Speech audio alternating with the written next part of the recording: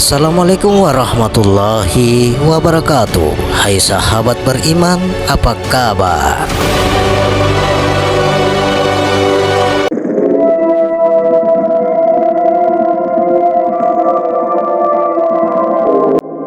Hakikat Nur Muhammad ini perlu ianya diterangkan dengan lebih lanjut dan jelas agar ianya dapat difahami oleh seluruh insan-insan yang berjiwa tenang. Apakah itu Nur Muhammad?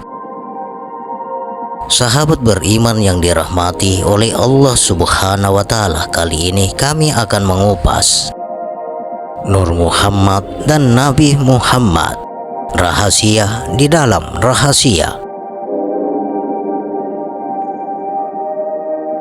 Apakah itu Nur Muhammad? Apa hubungannya dengan diri Nabi Muhammad? Dan apa pula hubungannya dengan diri insan? Di dalam pelajaran ilmu hakikat dan ilmu ma'rifat, Nabi Muhammad dan Nur Muhammad itu adalah berbeda sama sekali. Nabi Muhammad itu adalah seorang insan yang sama seperti kita juga, anak daripada seorang ayah yang bernama Abdullah dan ibunya pula yang bernama Aminah.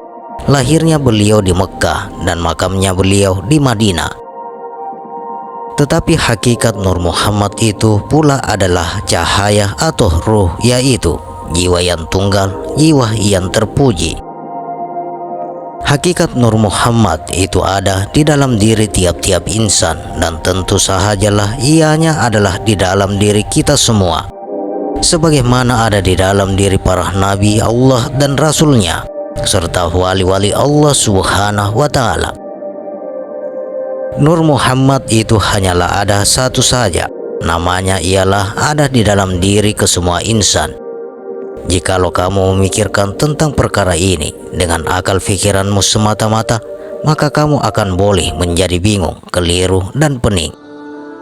Hendaklah mencari guru mursyid yang hak, karena hanya mereka sajalah yang arif untuk sampai kepada kepemahamannya. Lalu, apakah hubungannya di antara Nur Muhammad itu dengan diri Nabi Muhammad? Diri Nabi Muhammad itu batinnya telah pun bersambung atau usul serta hancur lebur di dalam hakikat Nur Muhammad, atau dapat juga dikatakan bahwa Nabi Muhammad itu adalah tajalli sempurna daripada Nur Muhammad. Sedangkan pada insan secara umumnya batinnya itu terputus disebabkan masih terselimuti oleh hawa nafsu. Pakaian dasar daripada Nur Muhammad itu adalah keindahan atau jamal. Maksudnya adalah keindahan akhlakul karimah, di mana dengan keindahan itu selanjutnya bersifat sistematik atau tersusun kemas. Seumpamanya tumpukan sampah yang berserakan dan tidak bernilai, lalu dilanturkan atau disusun kemas menjadi suatu keindahan. Yang sebenar-benarnya Nabi Muhammad yang berada di Mekah itu adalah wujud lahirianya saja. Demikian juga halnya para nabi yang lainnya maupun wali-wali Allah Subhanahu wa Ta'ala.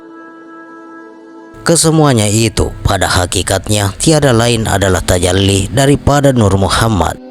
Oleh sebab itu Rasulullah Sallallahu Alaihi Wasallam bersabda bahwa dirinya telah diutuskan hanyalah untuk memuliakan dan menyempurnakan akhlak insan semata-mata. Itulah sejatinya diutuskan Nabi Muhammad Sallallahu Alaihi Wasallam sebenar-benarnya adalah untuk mengembalikan semua insan kepada kemurnian fitrah dasarnya, dan mengembalikan insan agar usul atau bersambung kembali dan hancur lebur di dalam hakikat Nur Muhammad, agar kita sekalian menjadi Muhammad itu sendiri dengan secara hakikatnya, yaitu insan yang terpuji, insan yang kamil, insan yang sempurna, yaitu kembali kepada fitrah dasar penciptaan insan. Maka sesungguhnya syafaat yang sejati itulah sebenar-benarnya salawat yang sejati itu. Ini adalah karena hanya Nur Muhammad sajalah yang dapat mengenal Allah Subhanahu wa Ta'ala. Itulah tujuan akhirnya yang hendak dicapai agar dapat menjadi Muhammad dengan secara hakikatnya dan mengenal Allah Subhanahu wa Ta'ala. Kesalahan persepsi daripada umat Islam sendiri adalah mereka-mereka ini seakan-akan ingin mengikuti saja dengan 100% lahiriah Nabi Muhammad SAW semata-mata, yaitu dengan berpakaian yang ala-ala Arab daripada Timur Tengah, berjanggut panjang tanpa berkumis, bersorban dan berjubah labu dan lain-lainnya lagi. Itu adalah yang bersifat lahiriah saja, padahal tujuan sebenar Nabi diutus adalah untuk menjadikan kamu Muhammad dengan secara hakikinya dan menjadi insan yang terpuji yang mengenal Allah Subhanahu wa Ta'ala. Maka daripada itu, jadilah Muhammad dengan secara hakikatnya. Karena itulah hakikat yang sesungguhnya. Dan lagi, ketika ingin menjadi Muhammad atau seperti mana Muhammad atau yang terpuji, maka ketahuilah bahwa tidak semestinya dengan bernama Muhammad semata-mata. Misalnya, jikalau ingin menamakan anak-anak kamu supaya nama mencerminkan akhlaknya, contohnya dengan nama Ahmad, Adam, Darwis, Danis, dan lain-lainnya, itu semua makanya sama saja. Yang berbeda itu cumalah bahasa panggilannya semata-mata. Pada hakikatnya, boleh dinamakan dengan apa-apa saja, asalkan artinya itu yang baik dan mulia. Karena perkara yang paling penting sekali itu adalah sikap dan perilaku kamu itu yang seharusnya mencerminkan Muhammad atau yang terpuji itu sendiri. Kita mungkin tidak boleh lagi melihat Nabi Muhammad SAW oleh karena beliau telah pun wafat. Tetapi kita masih boleh bertemu dengan para Muhammad yang lainnya dengan secara hakikatnya. Nur Muhammad itu masih ada sampai ke hari ini dan seterusnya, karena ia yang menerangi alam semesta raya ini, agar kita semua dapat melihat dan menjadi saksi atau bersahadat bahwa Nur Muhammad itu ada dan nyata. Insan kamil itu adalah cahaya penerang bagi seluruh kehidupan ini pada hakikatnya. Adam pangkatnya adalah Khalifatullah, Nabi Nuh pangkatnya adalah Habibullahi, Nabi Ibrahim pangkatnya adalah Khalilullahu, Nabi Musa pangkatnya adalah Kalamullahu, Nabi Isa pangkatnya adalah Ruhullahi, Nabi Muhammad pangkatnya Muhammad Rasulullah Sallallahu Alaihi Wasallam. Tapi sekarang sudah wafat, semua sudah sirna, sudah tidak ada. Jadi sekarang Allah Ta'ala sudah tidak ada utusannya. Semua sudah lestari. Ini adalah suatu pemahaman yang keliru. Rasul tidak wafat. Semua akan terus ada sampai hari kiamat. Tidak akan berubah utusan Allah. Sebab jika tidak ada yang diutus, tidak akan ada alam dunia. Pastinya akan sepi. Tidak ada pasti lebur, yaitu kiamat. Yang wafat adalah majallinya, yaitu wujud jasmani yang tidak ada bedanya dengan manusia lainnya. Nyatanya adalah rupa jasmani. Muhammad Majazi adalah rupa jasmani. Mim awal, lafaz Muhammad menjadi kepala Adam. Ha lafaz Muhammad menjadi dada Adam. Mim akhir, lafaz Muhammad menjadi pusar Adam. Dan lafaz Muhammad menjadi kaki Adam sudah bukti menjadi mim, ha, mim, dal. Hadisnya yang wafat, Rasul tidak wafat. Hakikatnya masih berjalan atau Muhammad af'al sama dengan pekerjaan kumpul pada diri manusia.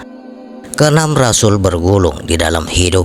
Hidup adanya pasti, sifatnya ada pada diri manusia di alam dunia. Muhammad hak adalah zat sifat maha agung, rupanya terang benderang, yaitu samudra hidup, bibit nyawa, semuanya itulah barangnya dari zat sifat sinarnya menjadi cahaya. 4 rupa disebut Muhammad hakiki. Muhammad hakiki adalah nurun, sifat cahaya merah menjadi huruf mim awal, hawan, sifat cahaya kuning menjadi huruf ha, Ma'un, sifat cahaya putih menjadi huruf mim akhir, Turabun, sifat cahaya hitam menjadi huruf dal, keempat cahaya menjadi lafaz Muhammad. Muhammad Haris, nyatanya yaitu rasa pribadi, yaitu rasa jasmani, sifat pasti. Nabi Muhammad Rasulullah Sallallahu Alaihi Wasallam yang berada di Madinah disebut Muhammad pangkat. Pangkat Nabi Rasulullah diutus oleh Yang Maha Suci untuk membawa rukun agama, yaitu syariat, tarekat, hakikat, dan makrifat, agar manusia selamat dunia dan akhirat, dan supaya tahu dan percaya adanya Allah Ta'ala.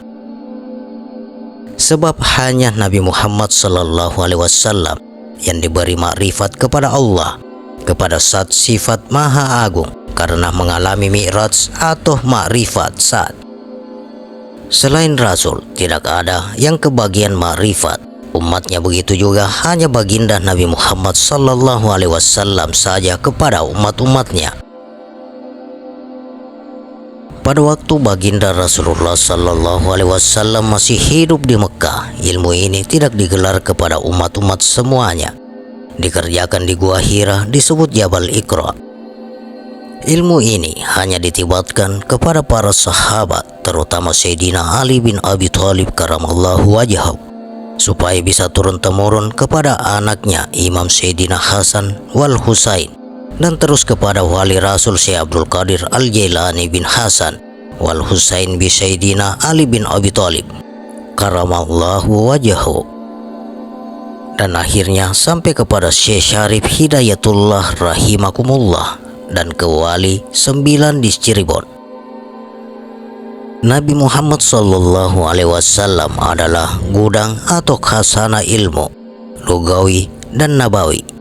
Sayyidina Abu Bakar As-Siddiq radhiyallahu anhu, Sayyidina Utsman bin Affan radhiyallahu anhu, Sayyidina Umar bin Khattab radhiyallahu anhu, Sayyidina Ali bin Abi Thalib karamallahu wajha, pintu ilmu karamallahu wajah, sama dengan tidak pernah melihat kemaluannya sendiri. Imam Sayyidina Hasan bin Abi Thalib karamallahu wajhahu, Imam Sayyidina Husain bin Abi Thalib karamallahu wajhahu, Syekh Abdul Qadir Jailani bin Hasan wal Husain bin Sayyidina Ali bin Abi Thalib karamallahu wajhahu. Syekh sama dengan Sah, Abdul sama dengan abdinya Allah, Qadir sama dengan kodrat dan iradat, Jailani sama dengan zat sifat, dan Syekh Syarif Hidayatullah rahimakumullah atau wali 9. Bukti-bukti Nabi di diri manusia. Nabi Adam Khalifatullahi adalah wali Allah Ta'ala, wakil untuk menurunkan bibit semua manusia. Asalnya dari Adam dan Hawa adalah pasti nyatanya Adam, yaitu di badan, sekujur tubuh di atas kepala sampai telapak kaki. Itulah wujud nyatanya Adam, iradatnya yang maha agung untuk menurunkan manusia. Sebab tidak salah lagi, bikin manusia oleh manusia, bikin kambing pasti oleh kambing. Itulah Allah maha kuasa, iradatnya maha agung, hanya satu kali membuat tetapi cukup untuk semua. Nabi Nuh Habibullah hakikatnya adalah pendengaran. Nabi Ibrahim Khalilullah hakikatnya adalah penglihatan. Nabi Musa Kalamullah hakikatnya adalah perkataan. Nabi Isa Ruhulullah hakikatnya adalah penciuman. Nabi Muhammad Rasulullah hakikatnya adalah rasa pada wujud manusia. Penghulu Rasul semuanya buktinya adalah mendengar, melihat, mencium, dan melihat. Semuanya masuk ke dalam rasa, biarpun wujud yang nanggung tetapi bisa berdiri dan bergerak. Rasa menjadi kuat karena ada yang menguatkan. Nyatanya ada hidup yang meliputi rasa. Rasa meliputi lagi kepada wujud. Wujud meliputi keinginan atau nafsu yang 4 rupa, yaitu nafsu amarah, nafsu sufiyah atau sawiyah, nafsu lawwamah, nafsu mutmainnah.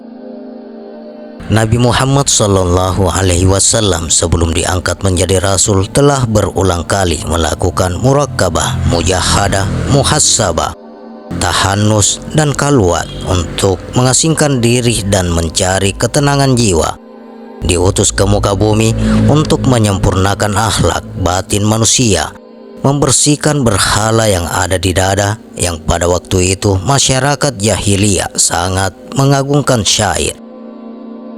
Proses muraqabah, mujahadah, munasabah, muhasabah, tahannus dan khaulwat ini disebut tarekat ma'rifat.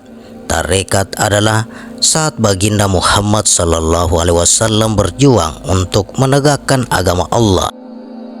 Ma'rifat adalah bertemu dan mencairnya kebenaran yang hakiki yang disimbolkan saat baginda Nabi Muhammad sallallahu alaihi wasallam menerima wahyu dari malaikat Jibril melalui akal. Wahyu tafsirat atau kalam qadim disampaikan oleh malaikat Jibril. Iqra, Iqra, Iqra. Iqra kitab bako, kafa binafsika al-yauma alaikal hasbi. Bacalah kitab yang kekal yang berada di dalam diri kalian sendiri, jagat sagir dan jagat kabir. Terjadi dialog di kalbu Nabi Muhammad sallallahu alaihi wasallam sama dengan Lughwi dan Nabawi menjadi Quran hakikat yang beliau mencoba untuk menurunkan berbagai perintah untuk Iqra, atau bukan seperti guru dan murid di kelas. Dan jangan dikira kita oleh hati dan pikir sebuah sosok makhluk dengan sayap di punggung. Adapun makna sayap malaikat Jibril alaihissalam, separuh menutupi bumi sama dengan rahmat, separuh menutupi akhirat sama dengan maghfirah. Umat yang pada waktu itu hidup pada zaman Nabi hanya dengan ittiba kepada Nabi, menurut kepada apa yang diajarkan baginda Nabi, dijamin pasti selamat. Tak perlu menjalani tarekat ma'rifat seperti halnya Nabi yang sholat sampai mengakibatkan bengkak kakinya. Melalui syariat salat ketika Isra Mi'raj ini, baginda Nabi Muhammad sallallahu alaihi wasallam melakukan puncak pendakian tertinggi hanya untuk menyelamatkan umat akhir zaman. Ilmu ini tidak ditibatkan kepada umat pada zaman waktu itu karena kurang perlunya. Pada waktu itu yang masuk Islam begitu mudah dengan melihat dan bertemu baginda Nabi Muhammad sallallahu alaihi wasallam, serta hatinya percaya bahwa beliau utusan Allah Ta'ala dan melakoni perintahnya, maka pada waktu itu semua manusia menjadi Islam atau selamat. Jadi sekarang juga haknya Islam adalah yang sudah makrifat atau melihat baginda Nabi Muhammad sallallahu alaihi wasallam sambil dituruti perintahnya, itulah Islam. Hanya saja melihat itu bukan kepada syariatnya atau majajinya, tapi kepada hakikatnya, yaitu jauhar awal Rasulullah, cahaya pertama yang dibuat oleh Maha Suci, yaitu sifatnya Allah Ta'ala atau sifat kodrat atau kuasa Maha Kuasa yang membuat ruh semuanya. Ilmu hadis, ilmu tauhid, ilmu fikih, usul fikih, nahu, saraf dan ilmu lainnya yang sewaktu zaman Nabi tidak ada dan sekarang ilmu itu menjadi ada karena berkat jasa para ulama sejati hingga akhirnya umat Nabi diberi kemudahan dalam mempelajari Al-Quran dan Al-Hadis. Ulama terbagi menjadi 3 bahagian, yaitu ulama su sama dengan ulama jahat, mempunyai sifat dajjal, merusak Islam dari dalam atau ahlul dohir. Ulama palsu sama dengan ahlul dohir, menjual akhirat demi dunia. Yang ketiga, ulama sejati sama dengan ulama pewaris ruh para nabi atau ahlul batin, menjual dunia demi akhirat. Adapun warisan baginda Nabi Muhammad sallallahu alaihi wasallam adalah waktu fardu ilmu. Berikut hakikat diri manusia atau Muhammad. Mim, ha, mim, dal. Mim atau kaki sama dengan syariat, tanah atau tubuh atau jasmani. Nafas sama dengan diri terdiri. Ha atau tangan sama dengan tarikat, angin, nafas, hati. Tanafas sama dengan diri terperi. Mim sama dengan badan atau hakikat, api, darah, nyawa. Anfas sama dengan diri sebenarnya diri. Dal atau kepala sama dengan makrifat, air, rasa, rahasia. Nufus sama dengan diri tajalli, yang sebenarnya diri itu nyawa, yang sebenarnya nyawa itu Muhammad, yang sebenarnya Muhammad itu Allah, yang sebenarnya bernama Allah itu sifat-sifat Allah. Sifat-sifat Allah Ta'ala itu berasal dari satu Allah Ta'ala. Manusia sama dengan Muhammad, sama dengan Allah, sama dengan Zat. Hati-hati kapan mengatakan Allah itu adalah Muhammad, dan kapan Muhammad mengatakan Allah itu adalah Tuhan. Berikut keterangannya.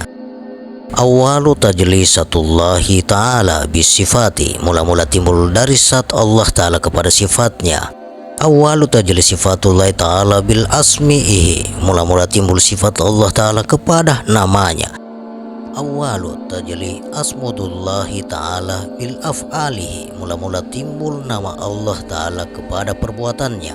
Awalu tajli af'alullahi ta'ala bi insan kamilum bi asma'i, mula-mula timbul perbuatan Allah Ta'ala kepada insan yang kami yakini Muhammad Rasulnya. Qala Nabi sallallahu alaihi wasallam, khalaqallahu ta'ala nuri, berkata Nabi sallallahu alaihi wasallam, yang mula-mula dijadikan Allah Ta'ala cahayaku, baru cahaya sekalian alam. Qala Nabi sallallahu alaihi wasallam, awwalu ma khalaqallahu ta'ala ruhi, yang mula-mula dijadikan Allah Ta'ala ruhku, baru ruh sekalian alam. Qala Nabi sallallahu alaihi wasallam, khalaqallahu ta'ala qubuli, yang mula-mula dijadikan Allah Ta'ala hatiku, baru hati sekalian alam. Qala Nabi sallallahu alaihi wasallam, awwalu ma khalaqallahu ta'ala aqli, yang mula-mula dijadikan Allah Ta'ala akalku, baru akal sekalian alam. Qala Nabi sallallahu alaihi wasallam, ana minurillahi wa ana minuril alam, aku cahaya Allah dan aku juga menerangi alam. Manusia mempunyai dua unsur, yaitu unsur batin ruhani, itu adalah Allah. Unsur zahir atau jasmani, itu adalah Muhammad. Oleh karena itu, diri sebenarnya adalah antara Allah dan Muhammad. Kemudian Allah ciptakan Adam dan sifat nur sifat Allah. Ketika Allah menciptakan manusia, maka semua sifat hewan dan binatang buas, semua sifat setan, tumbuh-tumbuhan, dan benda-benda mati diaktualisasikan di dalamnya. Kemudian tubuh itu dibenamkan di dalam air kudrat isanya, yaitu sifat jalal dan jamalnya, lalu diciptakan menjadi tubuh Adam yang sempurna. Manusia sebagai makhluk yang sangat lemah dan hina, di sisi lain dinobatkan sebagai khalifah atau wakil Allah, bertugas mengatur alam semesta dan merupakan wakil Allah untuk menjadi saksinya serta mengungkapkan rahasia-rahasia firman-Nya. Para makhluk yang lain tidak melihat ada dimensi yang tidak bisa dijangkau olehnya. Ia hanya mampu melihat pada tingkatan yang paling rendah dalam diri manusia. Sementara makhluk yang lain terhijab oleh ketinggian derajat manusia yang berasal dari tiupan ilahi. Quran Surah Al-Hijr ayat 28 sampai dengan 29. Sekian sahabat, Muhammad, Nur Muhammad atau rahasia di balik rahasia. Bagaimana pendapat Anda? Silakan share pendapat menarik Anda pada kolom komentar. Semoga video ini bermanfaat dan bisa menambah keimanan dan ketakwaan kita kepada Allah Subhanahu wa Ta'ala, dan tentunya kita semakin cinta kepada junjungan kita Nabiullah Muhammad sallallahu alaihi wasallam.